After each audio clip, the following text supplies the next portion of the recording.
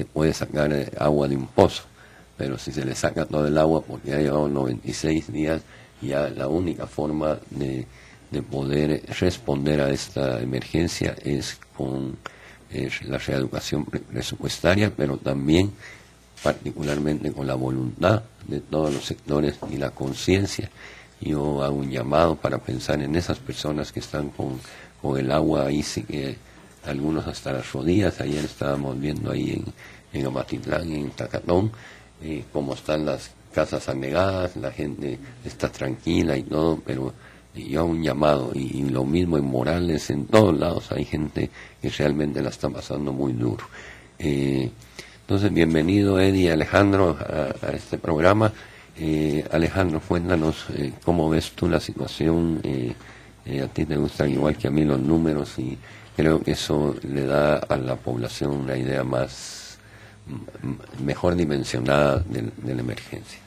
Pues muchas gracias, señor presidente. Realmente creemos que esta es una situación crítica para no solo el gobierno, sino todo el pueblo de Guatemala. Tenemos una temporada ciclónica extremadamente activa, tenemos fuertes precipitaciones, pero lo más preocupante pues son las estadísticas. Este año pues ya tenemos cerca de 180 personas fallecidas. Solo esta semana 13 guatemaltecos perdieron la vida a consecuencia de estas emergencias. El día de ayer estábamos evacuando en La Libertad, en Huehuetenango, varias viviendas, y de hecho quisiéramos aprovechar la oportunidad para pedirle a la población su colaboración, porque solo 8 viviendas de las cerca de 30 que queríamos evacuar aceptaron ser evacuadas, y a los demás pues se les levantó un acta. Pero 215 emergencias en una semana es una cifra verdaderamente impactante para la situación en la que ya se encuentra el país. Son 30 diarias. Son 30 emergencias. 31 diarias. Y aparte de eso, ya veníamos con un caudal de cerca de 3,000 emergencias que se habían atendido solo por lo que había empezado del año con Ágata, con Alex, con Frank. Y el volcán. Para que la gente comprenda qué debemos entender por una emergencia, qué es todo lo que hace con red. Bueno, una emergencia para nosotros es cualquier situación que requiere algún tipo de intervención inmediata. Puede ser por una inundación, un deslizamiento, puede ser una situación que requiera una evacuación inmediata de las personas. Normalmente nosotros categorizamos las emergencias en 2 tipos, unas las que son de impacto inmediato, que ya se están dando, y las segundas, que son a las que les damos también muchísima prioridad, es para prevenir una emergencia, como el caso que yo mencionaba de Huehuetenango. Ahí teníamos los reportes de las grietas que se están formando en las laderas, se envió un equipo de expertos, se evaluó, y en base a las recomendaciones de estos expertos se procedió a contactar y a coordinar con las autoridades locales para proceder a la evacuación de estas personas.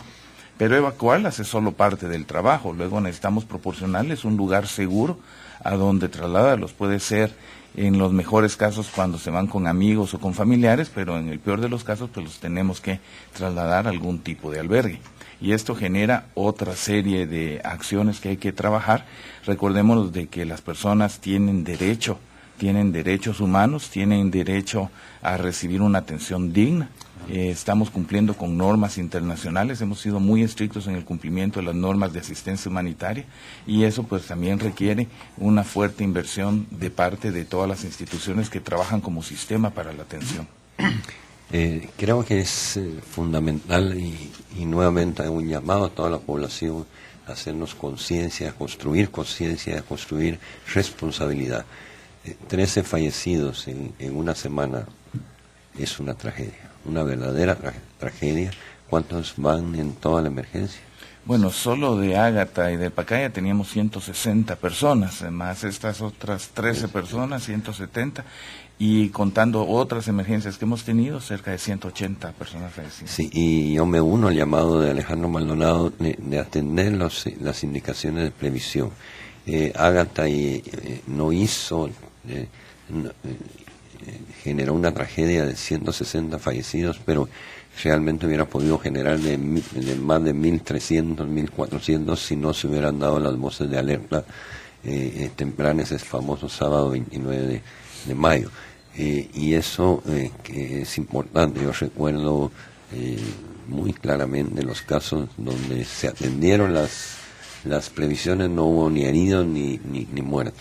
Y creo que ahora tenemos que acostumbrar y hacernos parte de nuestra cultura diaria el hecho de cómo vamos a actuar frente a una emergencia que por lo menos este año se ha vuelto permanente. Eddie, los números de lluvia son impresionantes y sí me gustaría que la población se informara de lo que está cayendo de agua, que es algo impresionante. Bien, buenos días, señor presidente.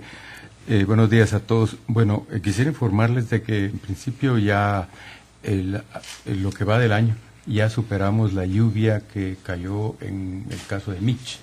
Por ejemplo, en Ciudad de Guatemala en promedio llueven 1.500 milímetros de lluvia al año y actualmente ya llevamos 1.690.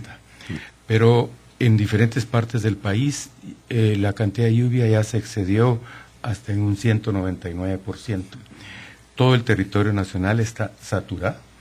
Es decir, que prácticamente la primera capa de tierra es lodo en todo el país.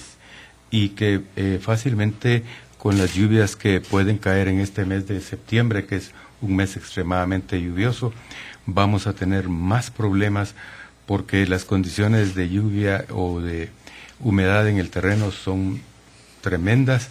Los ríos están crecidos, han continuado crecidos prácticamente desde la tormenta Ágata y no han bajado algunos y algunos se han desbordado en forma continua y inclusive ya algunos no tienen cauce. Es decir, de que ha sido tal la cantidad de agua que han acarreado que el cauce del río, que normalmente era en promedio, por ejemplo en el río Motagua, unos 150 metros, ahora son 400 metros y en algunos lugares hasta muchísimo más.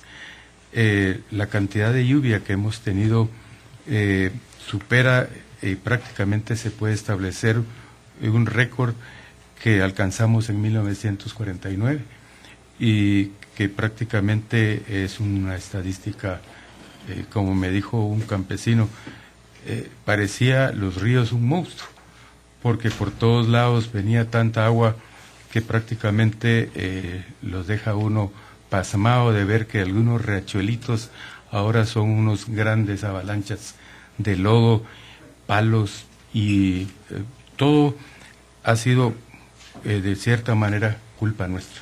Es decir, creo que todos los guatemaltecos debemos de entender de que hemos agredido a la naturaleza y que el grado de vulnerabilidad que tiene el país prácticamente lo hemos hecho todos. Pero, es decir, pero todos esperan de que siempre sea el gobierno el que responde cuando es una responsabilidad ciudadana. Es decir, una responsabilidad que tenemos todos de cuidar nuestro territorio, cuidar nuestras cuencas. Y volviendo a las cifras, pues creemos de que este año se va a superar las cifras de lluvia en todo el territorio nacional. Pero no solo los daños que está infiriendo a la infraestructura, el daño que se ha hecho al medio ambiente, pero también va a tener repercusiones en algunos aspectos en la agricultura, porque vamos a tener algunos casos de que los productos agrícolas van a sufrir alguna merma por la cantidad excesiva de lluvia.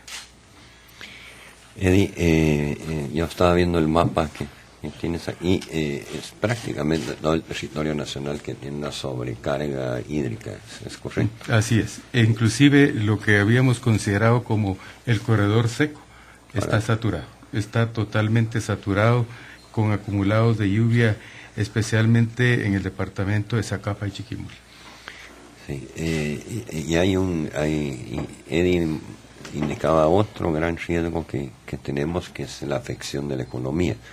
Desde casi el mes de junio yo he estado platicando con líderes sociales, con líderes económicos y todo, de nuestra preocupación que uno de los activos fuertes del país es su economía, que está bien, está para todo el problema que hemos tenido el año pasado y el año pasado con todo el problema financiero internacional y este año con los eventos naturales,